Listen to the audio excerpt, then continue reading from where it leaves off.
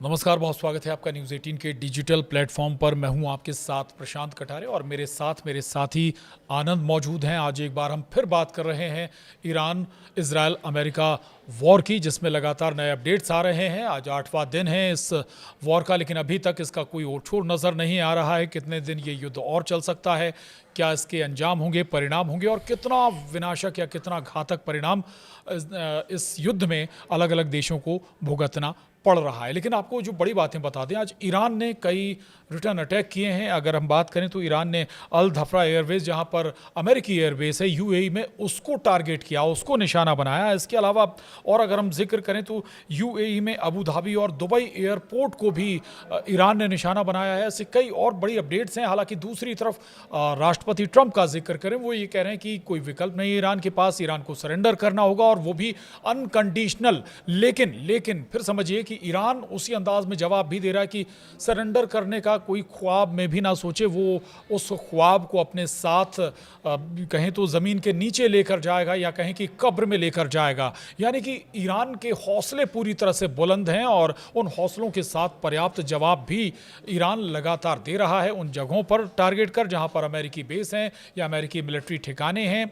और दूसरी तरफ इजराइल भी लगातार टारगेट पर है ईरान के, यानी ईरान ने भी इजराइल पर बड़ी मिसाइलें दागी। चलिए और डिटेल अपडेट्स के लिए आनंद के पास चलेंगे। आनंद, बड़ा महत्वपूर्ण है, जो बड़ी बातें निकलकर सामने आई हैं। ईरान किसी भी सूरत में कमज़ोर नहीं दिख रहा। अभी भी उसके पास शायद कई हज़ार मिसाइल का स्टॉक अभी भी बाकी है और उन स्टॉक का वो भरपूर इस्तेमाल भी कर रहा है। उसका एक उदाहरण अल धफ्रा एयरबेस, जो अमेरिकी एयरबेस है यूएई में, उस पर हमला। बिल्कुल, देखिए दरअसल हुआ क्या है कि आज 8वां दिन है। आपको भी पता है कि ईरान जो है लगातार, चाहे वो इजराइल हो, चाहे फिर वो सऊदी अरब हो, यूएई हो, कतर हो, लगातार हमला बोल रहा है। और यही कारण है कि कल, जैसा कि हम लोगों ने खबर आपको बताया था कि यरूशलेम हो या फिर तेल अवीव हो या फिर हम अगर बात करें इजराइल के और क्षेत्रों में, तो भारी हमला वहाँ पर हुआ है। और रक्षा मंत्रालय पर भी इजराइल के हमला हुआ है। लेकिन जो आज अपडेट्स आ रहे हैं, ये इजराइल से जुड़ा हुआ नहीं है, ये जुड़ा हुआ है यूएई से। और ईरानी जो नौसेना है, उन्होंने ड्रोन हमला किया है और ये अल धफ्रा एयरबेस जो है, यहाँ पर अफरा तफरी का माहौल हो गया है। हालांकि कुछ एजेंसियां हैं, कुछ न्यूज एजेंसियां हैं, उन्होंने दावा किया है कि यूएई में अमेरिकी ठिकानों को निशाना बनाया गया है। आईआरजीसी ने यूएई के अल धफ्रा एयरबेस पर दागे आत्मघाती ड्रोन हैं और अमेरिकी एयर वायरफेयर सेंटर और रडार सिस्टम तबाह करने का दावा है आईआरजीसी की तरफ से। तो यानी कि यहाँ पर ईरान का हमला हुआ है और इस पर आईआरजीसी ने दावा किया है कि अमेरिकी एयर वायरफेयर सेंटर और रडार सिस्टम को तबाह कर दिया गया है। तो इसके साथ साथ समझिए और एक खबर भी आ रही है, यूएई से ही जुड़ा हुआ है, कि यहाँ पर अबू धाबी और यूएई के जो इंटरनेशनल एयरपोर्ट है, यहाँ पर भी ईरान के ड्रोन फटे हुए हैं। हालांकि इस ड्रोन को जो है कि इंटरसेप्ट के माध्यम से गिरा दिया गया है, यानी कि इसको जमीन पर गिरने से पहले ही, यूएई की धरती पर गिरने से पहले ही इसको हवा में गिरा दिया गया है। लेकिन उसके मलबे गिरने से एक व्यक्ति की उसमें मौत हुई है, 7 घायल भी बताए जा रहे हैं। और साथ ही साथ यहाँ पर पूरी तरीके से शटडाउन, यानी कि यहाँ पर पूरी तरीके से बंद कर दिया गया है। आम जन लोग जो हैं वहाँ पर, उनको सुरक्षित जगहों पर पहुँचा दिया गया है। इसके साथ साथ एक खबर सामने और आ रही है कि जो दुबई के इंटरनेशनल एयरपोर्ट है अबू धाबी, यहाँ पर जायद इंटरनेशनल एयरपोर्ट पर ऑपरेशन अस्थायी रूप से रोक दिया गया है।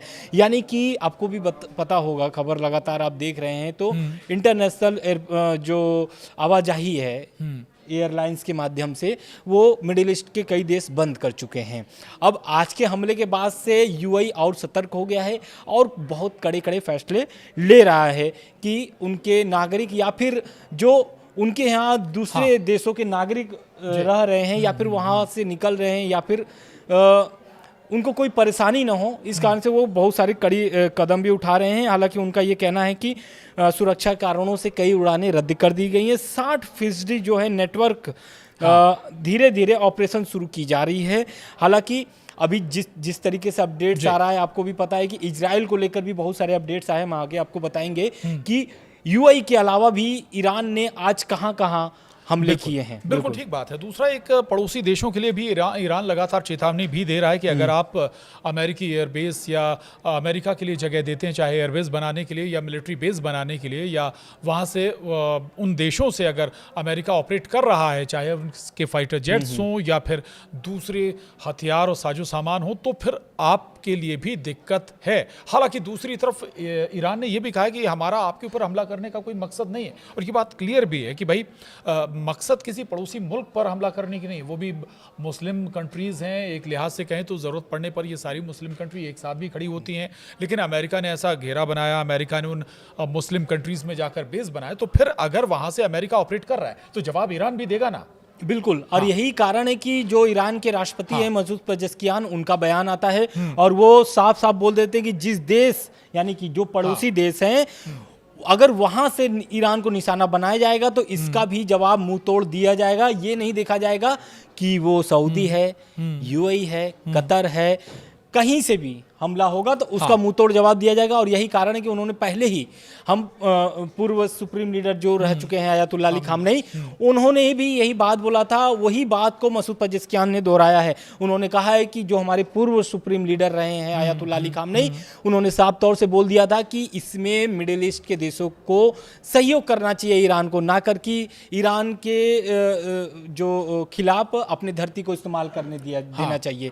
तो उन्होंने साफ तौर से बोल दिया था कि आपके धरती से अगर ईरान के खिलाफ कार्रवाई होती है तो ये नहीं देखा जाएगा कि आपके धरती पर हमला हो रहा है या नहीं हो रहा है, वहां पर मुंह तोड़ जवाब दिया जाएगा। और यही कारण है कि आप देखिए आज 8वां दिन है और 8वें दिन भी लगातार मिडिल ईस्ट के सभी देशों पर ईरान जो है कि हमला कर रहा है, सभी देशों पर, यानी कि जो उनके मिडिल ईस्ट में एयरबेस है अमेरिकी, वहां पर। साथ ही साथ इजराइल पर भी हमला कर रहा है। इजराइल के रक्षा मंत्रालय हो या फिर हम अगर कह रहे हैं तेल अवीव जो शहर है, बड़ी सिटी है, यरूशलेम हो गया, तो उनके बहुत सारे जो शहर हैं, बड़े बड़े शहर हैं, वहां पर भी हमले देखे जा रहे हैं। वहां पर भी हायरन इसको लेकर के सायरन सुनाई दे रहे हैं, लोगों को सुरक्षित जगहों पर भेजे जा रहे हैं। तो अफरा तफरी का माहौल इजराइल में भी बना हुआ है। बिल्कुल बिल्कुल, यानी कि इजराइल के जो तमाम बड़े शहर हैं, महत्वपूर्ण शहर हैं, राजधानी हैं, उनको भी ईरान सीधे तौर पर टारगेट कर रहा है। यहाँ पर कहीं कोई दो मत इस पूरे बात पर नहीं है। लेकिन एक और दूसरी बात, महत्वपूर्ण बात, लेबनान सीमा का अगर हम जिक्र कर लें आनंद, लेबनान सीमा में इजराइल और हिजबुल्लाह आमने सामने हैं। हिजबुल्लाह लगातार चुनौती दे रहा है इजराइल को, ये कह भी रहा है, केवल चुनौती नहीं दे रहा है बल्कि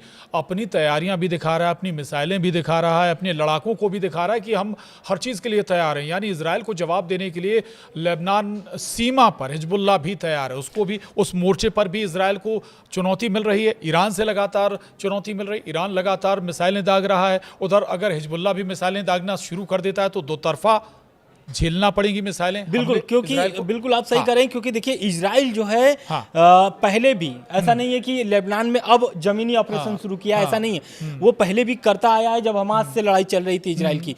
तो अभी देखिए ईरान जो है कि सबको पता है कि ईरान के प्रॉक्सी जो है, यानी कि जो सहयोगी संगठन है हिजबुल्लाह, हमास या फिर हूती की, तो उसमें से एक जो संगठन है हिजबुल्लाह, वो पूरी तरीके से एक्टिव हो गया है और वो एक तरीके से कसम खा लिया है कि इजराइल को खंडहर बना करके छोड़ेंगे। यही कारण है कि हिजबुल्लाह ने एक वीडियो जारी करके सैन्य तैयारी, यानी कि हिजबुल्लाह की सैन्य तैयारी क्या है, आगे की रणनीति क्या है, सैन्य रणनीति क्या है, उसको लेकर के एक वीडियो जारी किया है और साथ ही साथ नया मोर्चा भी खोल दिया है। इससे ये इजराइल में खलबली मची हुई है, क्योंकि देखिए एक तरफ ईरान भी हमला कर रहा है इजराइल पर और एक तरफ लेबनान की धरती से भी हिजबुल्लाह लगातार हमला कर रहा है। और इस वीडियो में ये भी दिखाया गया है कि इजराइल को सीधे सीधे कैसे मतलब हमला किया जाएगा और कैसे हराया जाएगा इजराइल को। उस वीडियो में खौफनाक वीडियो है, हालांकि ये वीडियो हम आपको इस वीडियो में दिखा नहीं सकते हैं उस वीडियो को, हालांकि इस वीडियो में ये दिखाया गया है कि किस तरीके से यहूदियों को वो मारेंगे। तो ये तो साफ नजर आ गया कि हिजबुल्लाह अब मोर्चा खोल दिया है, अब पीछे हटने वाला नहीं है। बिल्कुल बिल्कुल, ये बात बिल्कुल ठीक है कि किसी भी सूरत में हिजबुल्लाह भी पीछे नहीं हट रहा है, ईरान भी पीछे नहीं हट रहा है। इवन अगर जिक्र करें तो डोनाल्ड ट्रंप सीधी धमकी भी दे रहे हैं। जो सोशल मीडिया ट्रुथ सोशल है उस पर डोनाल्ड ट्रंप लिखते हैं कि ईरान के पास कोई दूसरा विकल्प नहीं है सरेंडर करने के अलावा, और वो सरेंडर भी अनकंडीशनल होगा, यानी केवल अनकंडीशनल ईरान को सरेंडर करना होगा, इसके बाद दूसरा शासन आएगा। और वो ये भी कहते हैं कि भाई जो शासन आएगा वो इजराइल और अमेरिका से बेहतर रिश्ते रखे। इससे कोई मतलब नहीं कि वहाँ पर इस्लामी शासन रहे या ना रहे। अमेरिका केवल एक लिहाज से कहें तो केवल अपना हित, अपने फ़ायदे देखता है, और उसी नज़रिए से यहाँ पर ये पूरी बात ट्रंप के नज़र भी आ रही है। लेकिन अब दूसरी बात इसमें जोड़ लें आनंद, तो दूसरी बात ईरान की तरफ से साफ कहा गया है कि ऐसा सपने में भी ना सोचें, आखिरी दम तक, आखिरी क्षमता तक, आखिरी जवान तक हम सरेंडर करने वाले नहीं है, आखिरी दम तक लड़ेंगे। बिल्कुल यार, इस ख्वाबों पर में ना सोचें। बिल्कुल ये जो ट्रम्प का पोस्ट आया हुआ था, इस पर ईरान के जो राष्ट्रपति हैं मसूद पेजेश्कियान, उनका बयान आता है और वो साफ तौर से बोल दिया है कि देश कभी भी सरेंडर नहीं करेगा, क्योंकि वो अपने सर्वोच्च नेता आयतुल्लाह अली खामनेई को इस संघर्ष में खो चुके हैं और वो ठान लिए हैं कि सरेंडर नहीं करेंगे किसी भी कीमत पर। उन्होंने साफ तौर से ये भी बोल दिया है कि अमेरिका और इजराइल ये गलतफहमी में न रहे कि ईरान जो है कि पीछे हटने वाला है, तो ईरान लगातार हमला करता रहेगा। आज 8वां दिन था हमले की, आप रूपरेखा देख लीजिए कि किस तरीके से हमला हो रहा है। भले इजराइल और अमेरिकी एयरबेस से स्पष्ट नहीं हो पा रहा है कि कितने लोगों की जान जा रही है या फिर कितना नुकसान हुआ है, लेकिन ईरान ये समझ चुका है कि इजराइल और अमेरिका को भारी नुकसान हुआ है इस हमले में। और यही कारण है कि टीवी को संबोधन करते हुए मसूद पेजेश्कियान ने यह भी कहा कि जो लोग ईरान के बिना शर्त सरेंडर का सपना देख रहे हैं वो इसे अपने साथ कब्र में ले जाएं। उनका यह बयान अमेरिकी राष्ट्रपति डोनाल्ड ट्रंप के उस बयान के बाद आया जिसमें ट्रंप ने कहा था कि अमेरिका केवल अनकंडीशनल सरेंडर ही स्वीकार करेगा। अनकंडीशनल सरेंडर का मतलब यह है कि बिना कोई शर्त आपको हथियार डालना है। ट्रंप का ये कहना है ईरान से। बिल्कुल। एक बातचीत का भी जिक्र है, इसके बाद फिर समाप्त करेंगे आनंद। बातचीत का जिक्र कि कुछ मध्यस्थ भी, जो अभी ईरान की तरफ से बयान आया कि कुछ मध्यस्थ कोशिश कर रहे हैं बातचीत की, तो ये जवाब दिया गया ईरान की तरफ से कि बातचीत आप हमसे मत करिए, बातचीत उनसे करिए जिन्होंने इस जंग की शुरुआत की है, जिन्होंने इन हालातों को बनाया है, पहले बात उनसे करिए, हमसे बात मत करिए। बिल्कुल, और यही सही बात कर रहे हैं कि जंग की शुरुआत की अगर बात किया जाए तो इजराइल आज नहीं, काफी अरसों से वो बोल रहा था कि ईरान पर हमला करो। और थोड़ा मिडिल ईस्ट के देशों का भी उनको सहयोग मिला इनडायरेक्टली, क्योंकि इनडायरेक्टली इसलिए बोले कि मिडिल ईस्ट के बहुत सारे जो देश हैं वो स्पष्ट रूप से नहीं आ रहे थे। हालांकि बीच में एक खबर सामने भी आई थी कि सऊदी अरब के एक मंत्री है जो बोल रहे थे कि ईरान पर हमला करने का अभी इस वक्त सबसे सही समय है, नहीं हमला करेंगे तो ईरान मजबूत हो जाएगा। क्योंकि प्रोटेस्ट के बाद प्रोटेस्ट जो कि ठंडा हो गया था, माहौल सही नजर आ रहा था, उसको देखते हुए सऊदी अरब के जो मंत्री थे वो ये कह रहे थे कि हमला करना उचित है, नहीं तो ईरान और मजबूत होगा मिडिल ईस्ट में। हालांकि अगर देखा जाए तो मिडिल ईस्ट में अगर अकेला कोई इतने दिनों तक लड़ने वाला देश है मुस्लिम देश तो वो है ईरान, और उसके अलावा अगर किसी और से कंपेयर किया जाए तो और कोई देश वैसा दिखता नजर नहीं आता, और ये कहना है ईरान का। बिल्कुल। अच्छा, आप ठीक बात है, ये इसमें यूएई की बात और जोड़ दें। यूएई की तरफ से ये भी कहा जा रहा था कि लॉबी भी की गई है ईरान पर हमला करने के लिए। इससे पहले आपने एक जिक्र किया था नुकसान का, ईरान को कितना नुकसान और अमेरिका इजराइल को कितना नुकसान। अब इसमें एक जो बड़ी बात निकल कर आई है कि जो ईरान अगर 2 ड्रोन भेजता है, 3 ड्रोन भेजता है, तो उसे इंटरसेप्ट करने के लिए जो ईरान का हो सकता है ड्रोन कुछ लाख रुपए का हो, लेकिन जो मिसाइलें इंटरसेप्ट कर रही हैं या जो ड्रोन को रोक रही हैं वो कई करोड़ों के हैं। बिल्कुल, आप सही कई करोड़ों के। तो इससे आप अंदाजा लगाइए कि एक कुछ लाख के ड्रोन को रोकने के लिए कई करोड़ों की मिसाइल इंटरसेप्ट कर रही है, वो चलाई जा रही, दागी जा रही। तो इससे आप अंदाजा लगाइए कि नुकसान ईरान को ज्यादा हो रहा है फिर या अमेरिका को, ये इससे आप अंदाजा लगा सकते हैं। बहरहाल, लेकिन ये बड़ा महत्वपूर्ण है कि अभी किसी भी सूरत में कम से कम ये युद्ध अभी हाल फिलहाल तो रुकता हुआ नजर नहीं आ रहा है। अमेरिका भले ही इसे कितना भी इजी ले रहा हो, लेकिन अब अमेरिका भी समझ चुका है कि ईरान को सरेंडर करवाना इतना आसान नहीं है, जवाब लगातार मिलता रहेगा।